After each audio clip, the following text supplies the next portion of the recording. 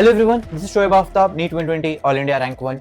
Welcome back to another very important video. So यार आज का ये वीडियो हम सबके लिए एक बहुत बड़ा चैलेंज होने वाला है.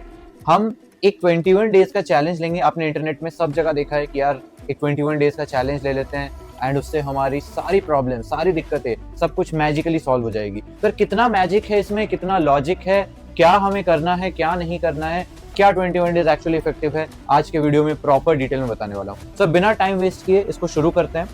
सबसे पहले क्या लॉजिक है भाई, 21 डेज ही क्यों, वाई 21 डेज, और ये क्या चैलेंज है, मैं क्यों ये चैलेंज लूँ. जो दिक्कत मैं इतने महीनों से सॉल्व नहीं कर पा रहा हूँ, जो कंसिस्टेंसी मैं महीनों से नहीं ला पा रहा हूँ, जो फोकस में नहीं ला पा रहा हूँ, वो मैं 21 डेज में ऐसा क्या मैजिक कर दूंगा कि वो हो जाएगा. सो थोड़ा सा इसको डीप साइकोलॉजी के पॉइंट ऑफ व्यू से समझते हैं. क्वेश्चन है वाई 21 डेज. देखो सिंपल सी बात है यार, अगर मैं आपको बोलूं कि यार 2 या 3 दिन के लिए कोई काम करो या 4 दिन के लिए काम करो, आप मेरी बात मान के, क्योंकि मैं आपको एक प्रॉमिस दे रहा हूं, एक होप दे रहा हूं कि आपकी सारे प्रॉब्लम्स से सॉल्व हो जाएगी, आप मेरी बात मान के वो 3 या 4 दिन के लिए उस चीज को फॉलो कर लोगे आराम से. उसके बाद 5वें दिन पे ना मैं आपको बोलने के लिए रहूंगा, ना आप खुद से मोटिवेटेड रहोगे, इंस्पायर्ड रहोगे, तो क्या आप वापस से उसी पुराने लाइफस्टाइल में जाने लगोगे, उसी पुराने टाइम पे जहां पे आप प्रोक्रेस्टिनेट करते हो, जहां पे आप टाइम पे पढ़ाई नहीं कर पाते हो, जहां पे आप प्रोडक्टिविटी नहीं ला पा रहे हो, कंसिस्टेंसी नहीं ला पा रहे हो, सिंपली ओवर थिंक कर रहे हो और उस लूप में फंसे हुए हो. 21 डेज में क्या फायदा है यार, एक स्टार्ट है यहाँ पे, ठीक है, एक स्टार्ट है कि हाँ आज से अगर मैं स्टार्ट कर रहा हूँ तो मैं कर रहा हूँ, मेरे को जो बोला गया मैं वो चीज फॉलो करूंगा. 21 डेज का एक पीरियड है और एक एंड है. ये एंड का होना बहुत जरूरी है यार, क्योंकि अगर मैं आपको बोल दूं ना कि आपको तो ये 6 महीने के लिए फॉलो करना है, 1 साल के लिए फॉलो करना है, तो आप वो मोटिवेशन अपने अंदर ला ही नहीं पाओगे. आपको लगेगा कि यार इतना सारा काम है. देखो अगर ब्रेन को कभी ये बता दिया जाए ना कि आपके पास, आपको 100 बुक आपके सामने रख दिया जाए, आपको बोल दिया जाए कि आपको ये सारी की सारी किताबें पढ़नी है, तो आप कभी शुरू ही नहीं करोगे. आपके ब्रेन को लगेगा कि इतना सारा इंफॉर्मेशन मैं ले ही नहीं सकता. ब्रेन हमेशा रेस्ट करना चाहता है, तो वो कभी उस चीज में जाएगा ही नहीं अगर उसे लगेगा कि उसे इतना सारा कुछ करना है. लेकिन अगर आपको एक एक करके एक एक बुक दिया जाए, डेली बेसिस पे 4 या 5 पेजेस का टारगेट दिया जाए, तो आप उसको आराम से पढ़ सकते हो. ठीक है, आप ही अगर सोचो, आपके डेस्क पे, आपके स्टडी कॉर्नर पे जितने भी बुक्स, अगर आपको सारे आपके टेबल पे रख दिया जाए, आपके सामने रख दिया जाए, आप देख के सोचोगे कि भाई इतना सारा सिलेबस कैसे कंप्लीट होगा. लेकिन वही चीज जब आप हर घंटे एक बुक उठाते हो, एक सब्जेक्ट उठाते हो, एक क्वेश्चन प्रैक्टिस का सेशन रखते हो, 100 एमसीक्यू करते हो, 150 एमसीक्यू करते हो डेली बेस पे, तो आप देखते हो कि लॉन्ग टर्म में आपको रिजल्ट मिलता है. तो बेसिकली लॉजिक क्या है, एक स्टार्ट पीरियड है 21 डेज का, एक बहुत ज्यादा टाइम भी नहीं है कि आप डीमोटिवेट होकर बिल्कुल चैलेंज ही ना करो, एंड बहुत कम टाइम भी नहीं है कि आपकी हैबिट ना बने. सो 21 डेज में फायदा यह है कि ये आपको एक हैबिट बना के दे देगा, क्योंकि 21 दिन ये रिसर्च प्रूवन है, साइंटिफिकली प्रूवन है कि, एंड स्पेसिफिक टारगेट्स है यार. अगर हमारे ब्रेन को स्पेसिफिक एक टारगेट दिया जाए ना कि 1 मिनट के अंदर तुम्हें ये काम करना है, इस घंटे के अंदर तुम्हें ये काम करना है, तो हमारा ब्रेन काफी अच्छा काम करेगा. तो एक स्पेसिफिक गोल है आपके पास, आप एक गोल ओरिएंटेड काम कर रहे हो, टास्क कर रहे हो. ठीक है, तो ये पूरा लॉजिक है, एंड मैं आपको गारंटी दे रहा हूं कि अगर आप ये मेरे साथ 21 डेज चैलेंज लेते हो, आपकी जितनी भी दिक्कतें हैं, चाहे वो कंसिस्टेंसी रिलेटेड हो, फोकस रिलेटेड हो, पढ़ाई कंसिस्टेंटली नहीं कर पा रहे हो, 3 घंटे 4 घंटे की सिटिंग नहीं बना पा रहे हो, 6 घंटे की पढ़ाई रोज करने की सोच तो नहीं कर पा रहे हो, टाइम टेबल नहीं फॉलो कर पा रहे हो, सारी चीजों का प्रॉब्लम सॉल्व हो जाएगा. स्मार्टफोन एडिक्शन है वो भी छूट जाएगा. ठीक है, चलो स्टार्ट करते हैं. टारगेट क्या है, सबसे पहला एक सिंपल सा टारगेट लेते हैं कि 6 घंटे तो मैं कोचिंग में जाऊंगा, रेगुलर कोचिंग जाना है, 6 घंटे तो मेरे उसमें जाएंगे. तो अब मैं ऑनलाइन कोचिंग करूँ तो मैं ऑनलाइन 6 घंटे पढ़ूंगा. ठीक है, और अगर मैं ऑफलाइन कहीं जाता हूँ या कोई कैंपस में हूँ तो मैं वहां पे जाऊंगा. 6 घंटे मेरे उसमें जाने वाले हैं. पहला टारगेट है to clock 12 hours of total study time, इसमें कोचिंग इंक्लूडेड है यार. तो 6 घंटे तो आपको कोचिंग में चले गए, बाकी के 6 घंटे आपको, मैं हमेशा से अपने हर वीडियो में बोलता हूँ, स्प्लिट करना है 4+2. ये 2 में क्या करोगे, ये जो 6 घंटे आपको कोचिंग में पढ़ाया गया है उसी चीज को समराइज करना है, रिवाइज करना है, रोज का काम रोज करना है. रोज में आपको जो भी डीपीपी दिया गया वो इस 2 घंटे के अंदर कर डालना है. बाकी 4 घंटे में आपको रिविजन करना है, बैकलॉग करना है और बाकी की चीजें करनी है. ठीक है, पहला.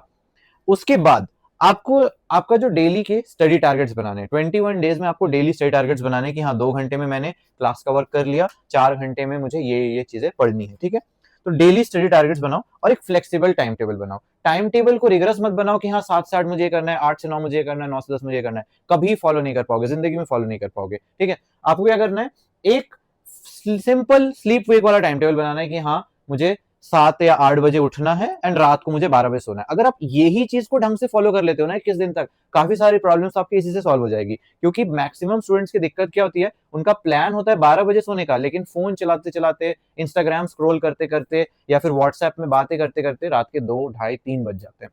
फिर आप उठते हो, ड्रेन्ड होते हो, स्लीप पूरी नहीं होती है, क्लास में ढंग से नहीं सुन पाते हो, तो ये जो 6 घंटे हैं ये भी आपके वेस्ट जा रहे हैं। एंड बाकी के सेल्फ स्टडी के टाइम पे जब आपका ये 6 घंटा ही वेस्ट गया है, तो आप जो है डेली बेसिस पे पढ़ाई खुद भी नहीं कर पाओगे। ठीक है, ये हो गया। उसके बाद आपको एक और टारगेट लेना है कि एमसीक्यूज आप रोज करोगे, डेली बेसिस पे एटलीस्ट 100 to 150 एमसीक्यूज की जो है आपको प्रैक्टिस करनी है।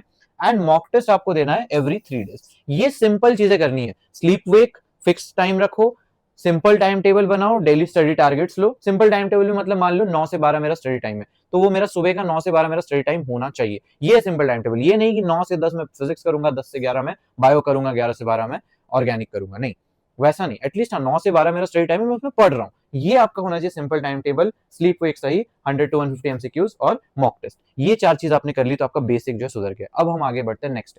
अब मैं एक चीज और बता दूं, बहुत स्टूडेंट्स में से ये पूछेंगे कि 100 to 150 एमसीक्यूज करे कहां से, हमें डेली बेसिस पे बहुत सारे क्वेश्चन प्रैक्टिस करनी है, हमारा डीपीपी इतना अच्छा है नहीं, हमें क्वालिटी एमसीक्यूज प्रैक्टिस करने को नहीं मिल रहा है। तो मेरे पास एक बहुत अच्छी बुक रिकमेंडेशन आप सबके लिए ये है मेरे पास यार, एमटीजी की तरफ से objective NCERT at your finger tips. और फिंगर टिप्स का नाम ऑलरेडी बहुत फेमस है, मैं खुद अपने जब मैं प्रिपरेशन कर रहा था मैंने खुद यूज की थी फिंगर टिप्स। सो यार ये क्या है, basically it is what MCQs extracted from each line of latest NCERT text books. NCERT based question practice कितना इंपॉर्टेंट है ये आपको इस साल की नीट ने ऑलरेडी डेमोन्स्ट्रेट कर दिया। जब पेपर टफ आता है तो एनसीईआरटी की हर एक लाइन जिसको पता है, जिसको कंसेप्चुअली क्लियर है, वही अच्छा करता है। ठीक है, सो यहाँ पे देखो क्या क्या फायदे हैं आपके। सबसे पहले तो यहाँ पे एक rank predictor with NEET analysis यहाँ पे प्रॉपर आपको जो है दिया गया है। तो यहाँ पर learn from the past, simple यहाँ पे प्रिंसिपल है कि भाई नीट 2025 को समझो, बाकी के ट्रेंड को समझो। सो यार क्लास 11 में कितने क्वेश्चन आए, 12 से कितने क्वेश्चन आए, एनसीईआरटी के कौन कौन से टॉपिक से क्वेश्चन आए, बायो में क्या था, बाकी यूनिट वाइज पूरा ब्रेकडाउन उसमें समझाया गया। ठीक है, कि कौन से यूनिट से कितने सवाल आ रखे हैं, ओवरऑल जो ऑल इंडिया रैंक का क्या ट्रेंड है, सब कुछ प्रॉपर आपको ट्रेंड एनालिसिस मिलता है।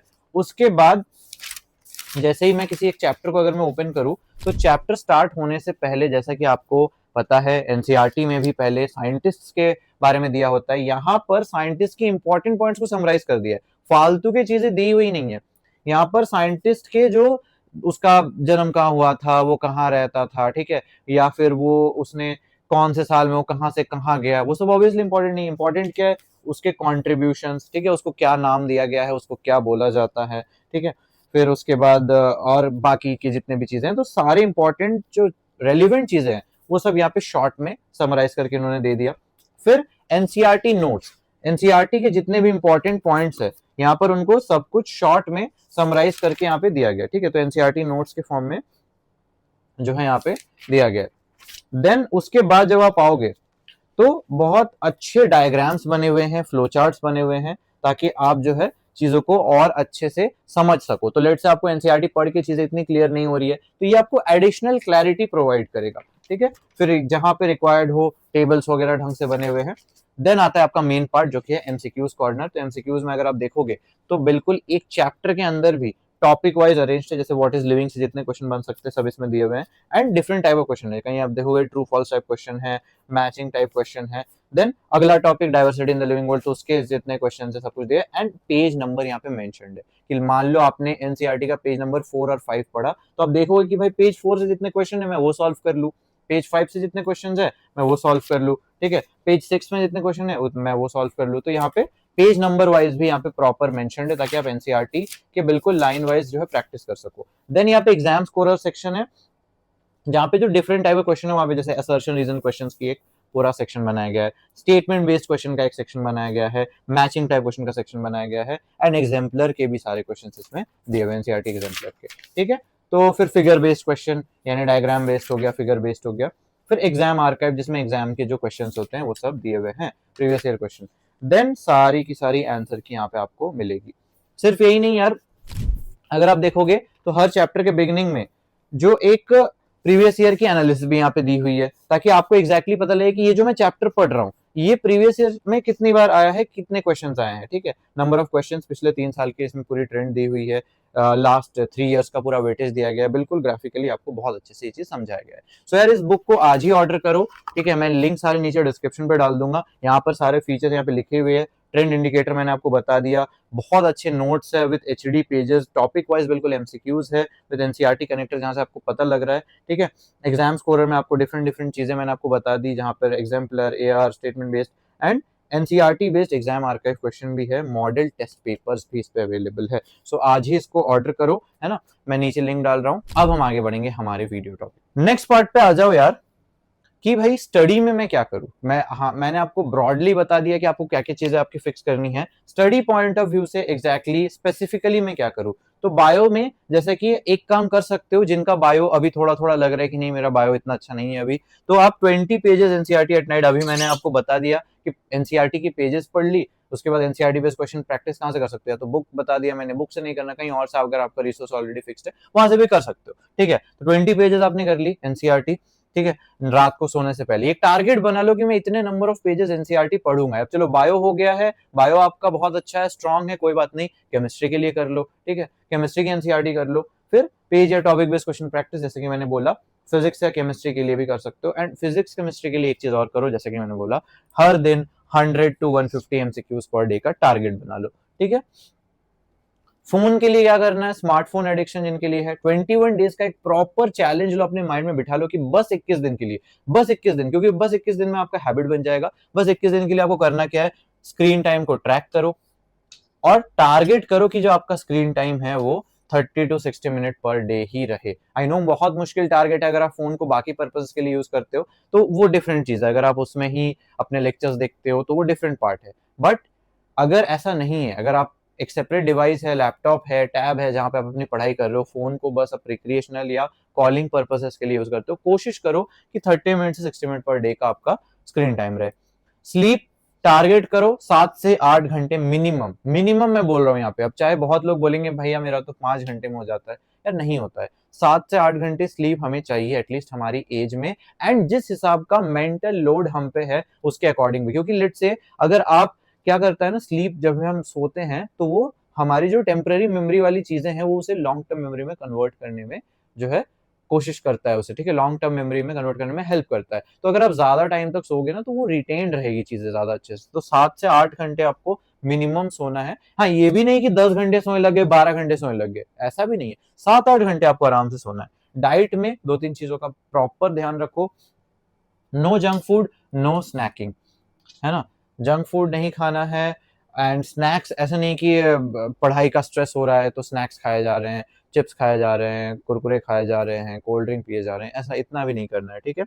सॉफ्ट ड्रिंक्स अवॉइड करो, फ्रूट्स खाओ ज्यादा से ज्यादा, फ्रूट्स, वेजीज, नट्स हो गया, ठीक है, आलमंड हो गया, कैश्यू हो गया, ये सब चीजें खा सकते हो, बहुत ज्यादा नहीं बट मॉडरेशन अमाउंट में। पानी पीते रहो, हाइड्रेटेड रहो, ठीक है, बहुत स्टूडेंट्स डिहाइड्रेटेड रहते हैं। अगर आप अपना कोटा में हमारे सर हमें स्पेसिफिकली कहते थे कि अगर आप अपना करवाओगे ना विटामिन प्रोफाइल्स वगैरह, क्योंकि यहाँ का खाना इतना खराब है, यहाँ पे हमें इतना लो क्वालिटी फूड वगैरह दिया जाता है, तो जैसे अगर आप यहाँ पे अपना पूरा प्रोफाइल कराओगे विटामिन की, तो फिर आपके सब लेवल्स कम आएंगे। तो वो चीज जो है आपको ध्यान रखना है। बहुत स्टूडेंट्स मल्टीविटामिन वगैरह लेते हैं, मैं ऑब्वियसली बिना डॉक्टर रिकमेंडेशन के सब नहीं रिकमेंड करूंगा, बट हाँ आपको लगता है कि आप क्रॉनिकली आपकी एनर्जी कम है, पढ़ाई में मन नहीं लगता है, देन आप डेफिनेटली डॉक्टर से कंसल्ट करो। अगर वो आपको मल्टीविटामिन एंड ऑल रिकमेंड करते हैं देन आप वो ले सकते हो, ठीक है। बाकी एक्सरसाइज करो, आधे घंटे पर डे ट्राई करो फुल, कि आधे घंटे एटलीस्ट आप पर डे एक्सरसाइज कर पाओ। कुछ ना कुछ बैडमिंटन ही खेल लो अपने दोस्त के साथ, या फिर वॉक पे चले जाओ, वॉक पे जा सकते हो, बट आधे घंटे पर डे, ठीक है। ऐसा भी नहीं कि वॉक पे गए तो 2 घंटे दोस्तों के साथ जो है चाय पी के आ रहे हैं, ठीक है, 2-2.5 घंटे वेस्ट कर दिया, नहीं ऐसा भी नहीं करना है। थोड़े टाइम की बात है, 21 दिन तक चैलेंज लो, आपके हैबिट में ये आराम से आ जाएगा। स्टडी एंड ब्रेक्स के बारे में थोड़ा सा बता दूं, तो स्टडी ब्रेक जब आप लेते हो तो लंबा ब्रेक बहुत ज्यादा नहीं लेना है, शॉर्ट फॉर्म कंटेंट ब्रेक में नहीं लेना है। पहले स्टडी करो एक स्लॉट, फिर एक ब्रेक लो, उस ब्रेक में ज्यादा कुछ मत करो बेसिकली, उस ब्रेक में बस बैठो, चिल मारो, गाने सुन सकते हो बट कुछ मत करो, फिर स्टडी करो, फिर अगले ब्रेक में कुछ रिवॉर्ड दे सकते हो, मान लो कोई कंटेंट, कोई यूट्यूब पे कोई वीडियो देख लिया है, कोई व्लॉग देख लिया, जो चीज अच्छी लगती हो, जो तुम्हारे मूड को जेन्युइनली अच्छा करता हो। जैसे मैं अपने टाइम पे ट्रैवल व्लॉग्स देखता था, मेरे को अच्छा लगता था, तो तुम वैसी चीजें देख सकते हो। बट शॉर्ट फॉर्म कंटेंट मत देखो, ऐसा नहीं कि माइंडलेसली रील स्क्रॉल करे जा रहे, क्योंकि ना तुम्हें वो रील याद रहती है, तुम्हें बस वो डोपामिन हिट मिलता है, और उससे क्या होता है, तुम्हारा अटेंशन स्पैन रिड्यूस होता जाता है। ठीक है, उसके बाद मैं वो वाले टेक्निक के फेवर में इतना नहीं हूं जो कहता है कि भाई पोमोडोरो टेक्निक है, 50 मिनट पढ़ाई करो, 10 मिनट ब्रेक लो, हर घंटे में ये करो, 50 मिनट पढ़ाई करो, 10 मिनट ब्रेक लो। नहीं यार, मैं इतना फेवर में इसलिए नहीं हूँ, बिकॉज जब आप एग्जाम में बैठोगे तो आपको कंटिन्यूअसली 3 घंटे अपने पीक कंसेंट्रेशन लेवल पे रहना होगा, और ये बहुत ज्यादा डिफिकल्ट टास्क है। ट्रस्ट में, अगर आप ये 50+10 के आदत में हो ना, तो वो 3 घंटे कंटिन्यूअसली आप अपने फोकस को मेंटेन ही नहीं कर पाओगे। 50 मिनट बाद आपका फोकस चला जाएगा, फिर आप सिले मिस्टेक्स करोगे, कैलकुलेशन में गड़बड़ कर दोगे, आपको चीजें गलत दिखेगी, इनकरेक्ट को करेक्ट पढ़ लोगे, करेक्ट को नॉट करेक्ट पढ़ लोगे, वहां पे गड़बड़ कर दोगे, ऑल ऑफ द अबव देखोगे ही नहीं, पहला ऑप्शन सिलेक्ट करके आ जाओगे। सो बहुत इंपॉर्टेंट है कि आप 2 से 3 घंटे की एक लंबी सेटिंग बनाओ, उसके बाद एक थोड़ा बड़ा ब्रेक ले लो, आधे घंटे का ब्रेक ले लो, कोई दिक्कत नहीं है, बट 2 से 3 घंटे की एक लंबी सेटिंग बनाने की कोशिश करो। एटलीस्ट 3 नहीं हो पा रहा तो 2 तो मिनिमम करना ही करना है। ठीक है, तो ये जो है हमारा रहेगा बेसिक सा 21 डेज का चैलेंज। आज से ये लेकर देखो सर, कमेंट करो अभी जाके, आई एक्सेप्ट दिस चैलेंज, और उसके बाद 21 डेज बाद अगर आप में एनर्जी हो तो वापस से आके यहाँ पे कमेंट करो कि हाँ मैंने ये किया and I notice this result. So that's it for today. Hopefully आपको वीडियो अच्छा लगा हो, लाइक कर देना, फ्रेंड्स के साथ शेयर कर देना, कमेंट्स में जरूर बताना नेक्स्ट वीडियो किस टॉपिक पे चाहिए, एंड मैक्सिमम स्टूडेंट्स ने सब्सक्राइब नहीं कर रखा है, सब्सक्राइब कर दो। मिलते हैं अगले वीडियो में, तब तक के लिए बाय बाय।